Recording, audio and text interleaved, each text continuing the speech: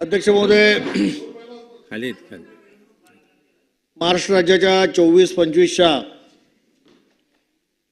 अर्थसंकल्प माननीय अर्थमंत्री अजितदादा यांनी या सदनाला सादर केला आणि जवळजवळ आर्थिक वर्षाचा 6,12,000 कोटीचा आकारमान असलेला आणि 20,551 कोटी रुपयाचा महसुली तुटीचा अर्थसंकल्प हा या सदनामध्ये यावर्षी सादर झाला.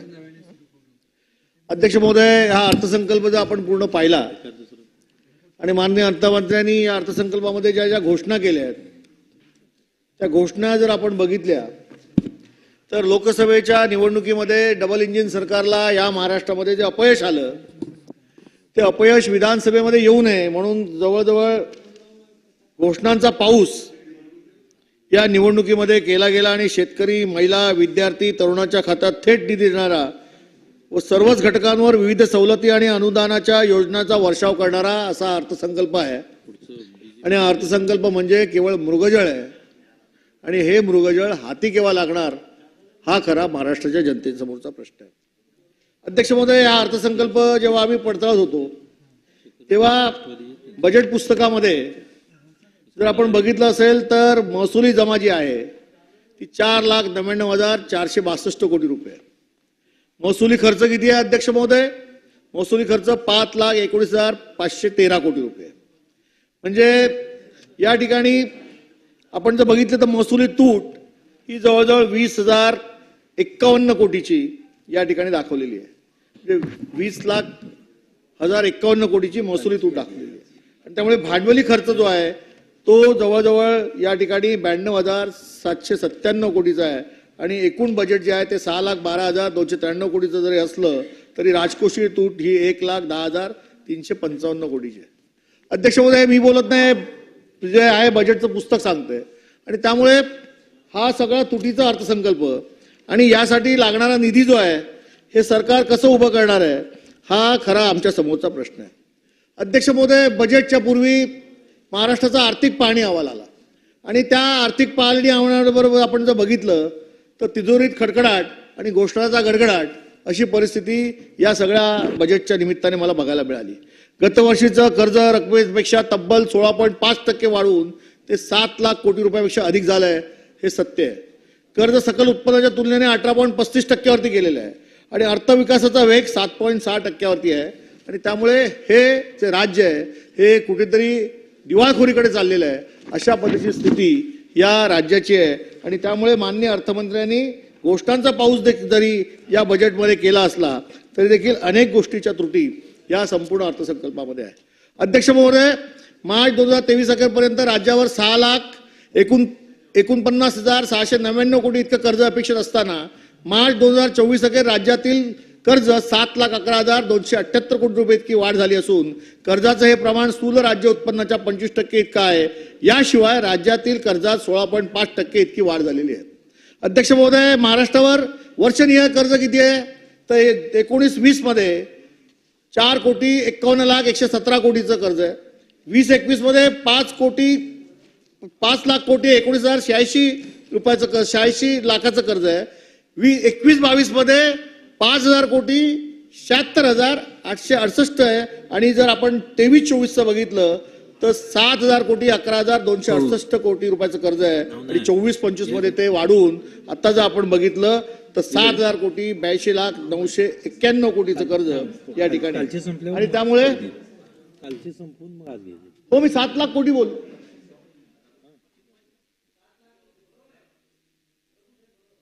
ते मला डिस्टर्ब करतात. मला वाटलं मी चुकीचं बोललो की काय. आणि त्यामुळे अध्यक्ष महोदय, इतकं कर्ज जे या संपूर्ण महाराष्ट्रावरती असताना आगामी निवडणुका डोळ्यासमोर ठेवून अर्थसंकल्प जो जाहीर करण्यात आला त्याच्यामध्ये ज्या काही योजनांचा पाऊस या ठिकाणी अर्थसंकल्पात दाखवला गेलाय त्याची अंमलबजावणी कशी होणार आहे हा खरा आमच्या समोरचा प्रश्न आहे. अध्यक्ष महोदय, खटाखट झाली तर आम्ही स्वागत करू. या राज्यातील जनतेला, सर्वसामान्य जनतेला जर मिळत असेल आणि माननीय अर्थमंत्री महोदय या ठिकाणी आहेत आणि आपल्या सगळ्यांच्या साक्षीने या सभागृहात मी सांगतो की अर्थसंकल्प सादर झाल्यानंतर विरोधी पक्षाचा कोण भेटला त्यांना माहित नाही, पण मी त्यांना लॉबीमध्ये भेटलो आणि त्यांना सांगितलं की अर्थसंकल्प आपण चांगला सादर केलाय, पण त्याची अंमलबजावणी जी आहे ती जर खऱ्या अर्थाने झाली तर महाराष्ट्र जनतेला याचा फायदा होईल. आणि म्हणून कशाला जे आहे ते उघड आहे, त्यात कशाला जे आहे ते उघड आहे. आणि म्हणून मला या ठिकाणी आपल्याला एवढंच सांगायचंय की या अर्थसंकल्पामध्ये अनेक घोषणा या सरकारने केल्या. अध्यक्ष महोदय, या ठिकाणी आकडेवारीमध्ये जास्त मी जाणार नाहीये, परंतु आज जे आपण बघतोय की या अर्थसंकल्पामध्ये अनेक पद्धतीच्या योजना या सरकारने जाहीर केल्या. लाडली बहीण ही योजना आपण जाहीर केली, त्याचं स्वागत आपण केलं, महाराष्ट्राने केलं. पण दादा, माझी आपल्याला विनंती आहे की आपण लाडली बहीण योजना सादर केली, या ठिकाणी महाराष्ट्र जनतेला दिली, त्याच्यामध्ये आज काही अनेक त्रुटी आहेत. त्या त्रुटीमध्ये आणखी एक त्रुट अशी आहे की काही मंडळी आम्हाला तर विचारू लागलेली आहेत की आमचं आधार कार्ड गावाकडे आहे, आमचं मतदार यादीतलं नाव गावाकडे आहे, बँक अकाउंट गावाकडे आहे, आम्ही मुंबईत राहतो, तर आम्हाला या योजनेचा फायदा मुंबईमध्ये होणार का? अरे मी प्रश्न विचारतो ना, सांगतील ना. तर त्यामुळे अनेक लोकांना संभ्रम आहे. तुम्हाला इथे बसायला नाही मिळालं म्हणून ते दुःख आहे, म्हणून ते मध्ये मध्ये बोलते. बसा तिकडे, तुम्ही बसा. प्रभू साहेब माझ्याकडे बघून बोला. प्रभू साहेब माझ्याकडे बघून बोला. आपण अध्यक्ष महोदय, ही योजना खूप चांगली आहे. सदस्यांना विनंती आहे खाली बसून बोलू नये. अध्यक्ष महोदय, राज्यपालांच्या अभिभाषणावरती बोलताना माननीय मुख्यमंत्री या सभागृहामध्ये बोलले की या योजनेमध्ये जे जे कोण अडचण निर्माण करतील त्यांच्यावर तात्काळ कारवाई केली जाते. मग कलेक्टर असतील, तहसीलदार असतील, तलाठी असतील, म्हणजे ते युक्रेनच्या युद्धापर्यंत गेले होते ते. माननीय मुख्यमंत्री राज्यपालांच्या अभिभाषणावर रेकॉर्ड काढून बघा. मी कोणाबद्दल वाईट बोलत नाही, रेकॉर्ड काढून बघा. अध्यक्ष महोदय, मला काय म्हणायचंय की माननीय दादा या ठिकाणी आहेत, आपण 1,500 रुपये लाडकी बहीणसाठी आपण दिले. माझी विनंती अशी आहे की ही योजना जी आहे ती ऑनलाईन शासकीय कार्यालयातूनच झाली पाहिजे. आज काय झालंय की राजकीय पक्षांच्या कार्यालयामध्ये ऑनलाईन नोंदी सुरू झालेल्या आहेत. ही योजना सरकारची आहे की खासगी पक्षाची आहे हे नेमकं कळायला मार्ग नाहीये. आणि मग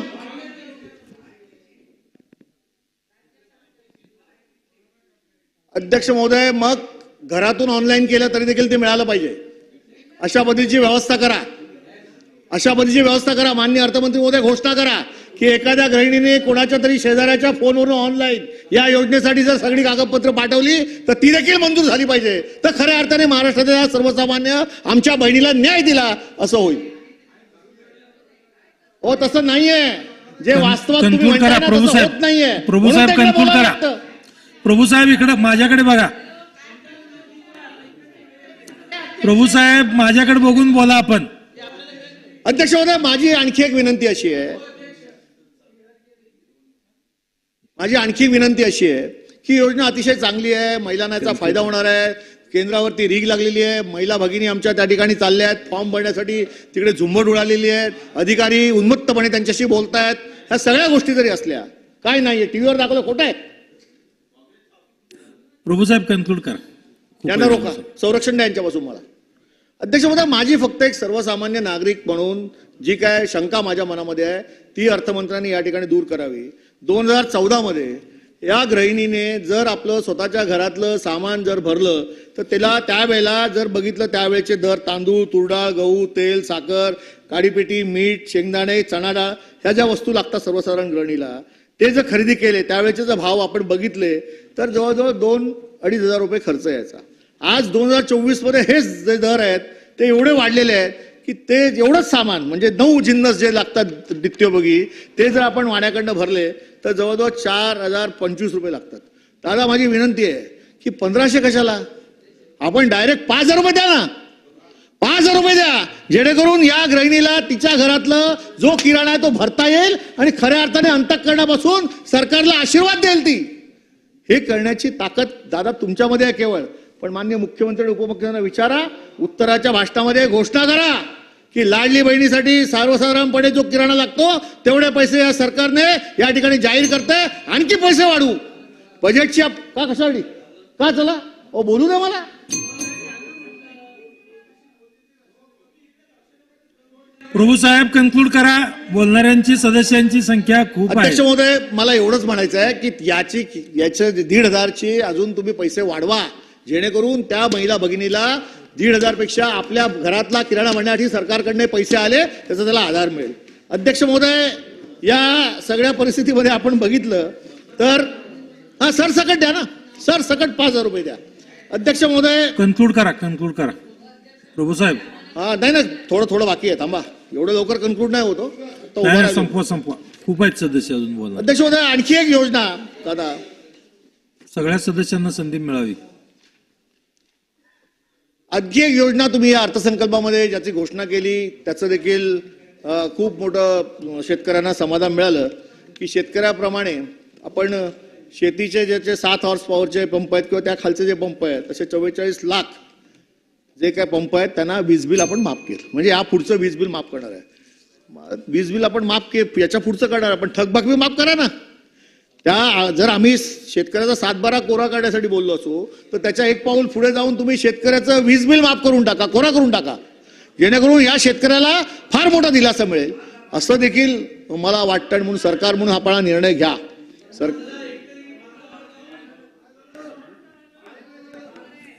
दादा, तुम्ही 10 वेळा अर्थसंकल्प सादर केलाय, त्याची पोटदुखी यांच्या मनामध्ये आहे. त्यामुळे मी तुमचं कौतुक करतोय आणि तुम्हाला सूचना करतोय आणि कदाचित तुम्ही घोषणा करून शेतकऱ्यांना द्याल अशी त्यांना भीती वाटते, म्हणून हे मला डिस्टर्ब करतात, मला.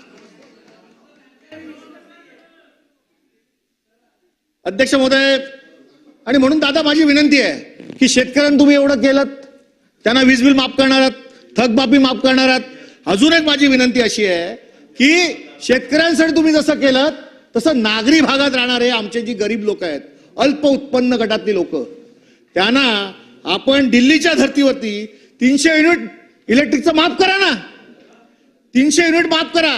ती देखील लोक लाडली बहिणीप्रमाणे, शेतकऱ्याप्रमाणे नागरी शहरात राहणारे लोक आपल्या सरकारला दुवा देतील आणि सांगतील की आपण खूप चांगलं काम करताय. हे देखील आमच्या नशिबी आलंय की आमच्या इलेक्ट्रिक बिलातले 300 युनिट आपण माफ केले, त्यामुळे हा देखील आमचा सरसकट जो काय खर्च आहे तो कमी झाला आहे, सरकारने स्वीकारलेला आहे. म्हणून हे सरकार जे आहे डबल इंजिनचं, हे खूप चांगलं सरकार आहे.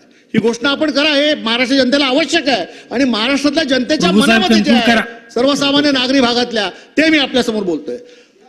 अध्यक्ष महोदय, या अर्थसंकल्पामध्ये मला असं वाटलं होतं की मुंबईसाठी दादा काहीतरी घोषणा करतील, पण मुंबई नाही, ठाणा नाही, नाशिक नाही, संभाजीनगर नाही, जी शहर आहेत त्या शहर विभागासाठी आपण कोणतीही घोषणा केलेली नाही. माझी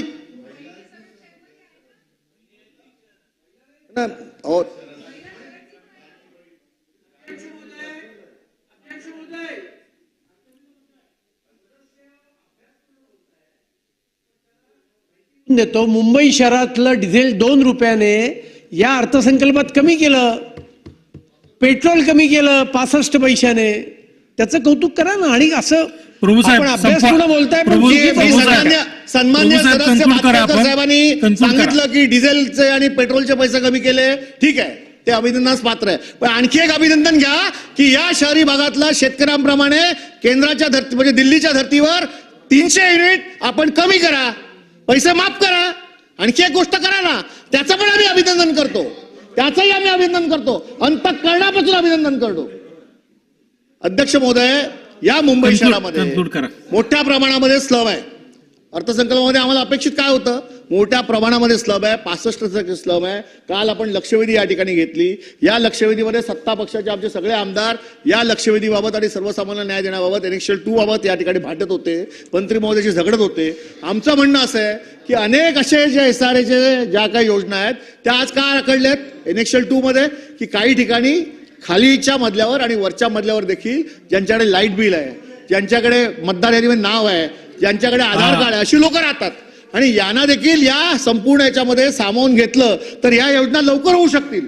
याचं एक अशासकीय बिल या सदनासमोर होतं, ते मला मागे घ्यायला लावलं. मला असं वाटलं की हे डबल इंजिनचं सरकार जे आहे, माननीय अर्थमंत्री दादा, यावेळेला आपल्याला या अर्थसंकल्पामध्ये शासनाच्या वतीने 1+1 मान्य आहे सरकारला आणि 1+1 मध्ये असताना सगळ्या घरांना एसआरए लागू होईल अशी घोषणा करतील, पण ते देखील मुंबईकरांसाठी आपण केलं नाहीत.